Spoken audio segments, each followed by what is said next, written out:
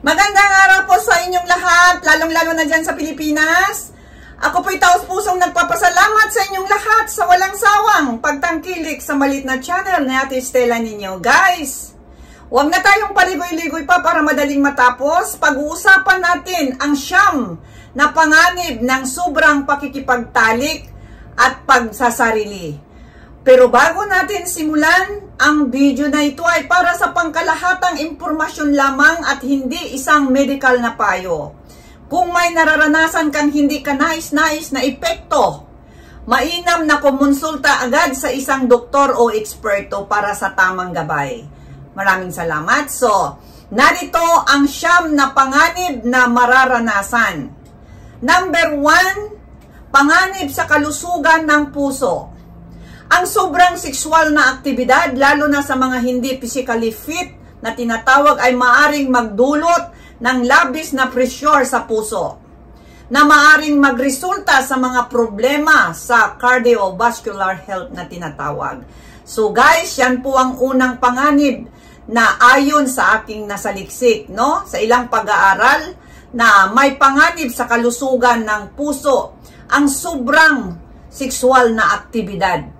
Sa sobrang paggawa nito ay maaring magdulot ng pressure sa puso. So yan po yung una guys. At ang number 2 naman, pagbaba ng libido o interest sa sexual na aktibidad din ito, no? So ang ibig sabihin sa ilang kaso, ang sobrang pakikipagtalik ay maaring magdulot ng pagbaba ng pagnanasa dahil sa physical at emotional na stress. So, ang ibig sabihin, kapag nasubra-sobra po ang paggawa nito, maaaring magkaroon ng physical at emotional na stress na tinatawag. At ang number 3 naman, pagkapagod at kawalan ng enerhiya. Kapag sobra ang ginagawa, maaaring magdulot ito ng sobrang pagod at kawalan ng lakas sa pang-araw-araw na gawain. So, ang ibig sabihin, kapag nasubrahan, no, sa lambingan man yan, sa pagsasarili man yan, kaya kailangan talaga natin din ng balanse na tinatawag. Hindi talaga yung parang may addiction na nangyayari. So, wag po nating gawin na parang masira yung ano natin, kalusugan. O, kumbaga sa Bisaya pa, hinay-hinay lang, no? So, yan po yung number 3, pagkapagod at kawalan ng enerhiya. At ang number 4 naman, hindi na makapag-focus naman ito. Ang sobrang paggawa nito ay maaaring magdulot ng pagkawala ng focus sa mahalagang bagay tulad ng trabaho, pag-aaral o personal na layunin.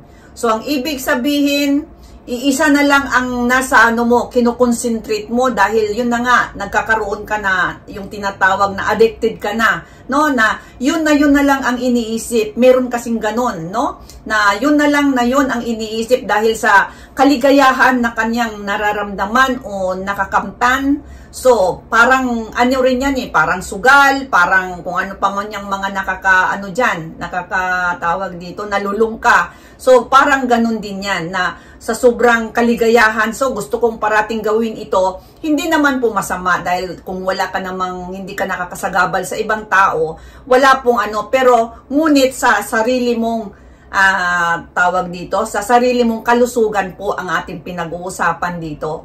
So, yan po, no? Hindi ka makapag-focus sa ano namang mga bagay na pang-araw-araw tulad ng trabaho, pagkawala ng ano tawag dito, yung sa mga gawain mo o nag-aaral ka ba, no? Yun po ang ibig niyang sabihin. At ang number 4 naman o number 5 naman, pagkamanhid ng pakiramdam. Ano naman ito? Ang sobrang pagpapaligaya sa sarili ay maaring humantong sa pagkamanhid ng pakiramdam sa kalaunan.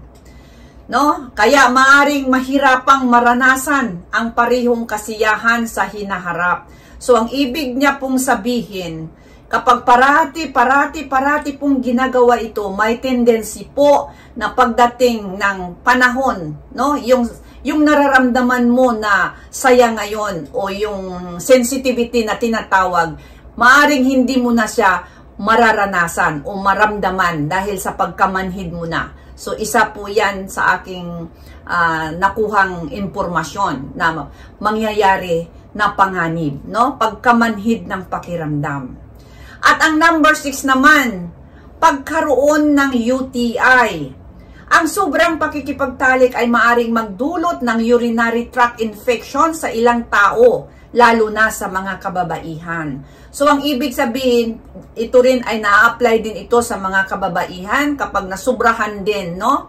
Na maaaring magkaroon ng UTI, no? Dahil sa sobrang paggawa nito, ito ay magdudulot ng tract infection sa ilang tao, lalo na sa mga kababaihan.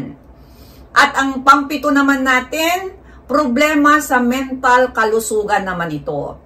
Ang labis na paggawa nito, lalo na kung ito ay hindi naaayon sa damdamin o kalooban ng isa sa mga kasangkot, at ito'y maaaring magdulot ng stress, pagkabahala at emosyonal na epekto naman ito, no? So, ang ibig sabihin, yun na nga, magkaroon ng problema sa mental na kalusugan sa labis na paggawa nito. Lalo na kung ang kasangkot nito ay hindi maaaring tawag dito, yung magdulot ng stress, pagkabahala at emosyonal na epekto. Yan po yung number 7. At ang number 8 naman, posibleng iritasyon sa balat ni Manoy. Ang madalas na ginagawa ng walang sapat na pag-iingat ay maaaring magdulot ng pamumula, iritasyon o pananakit ng ari ni Manoy, no? Pananakit.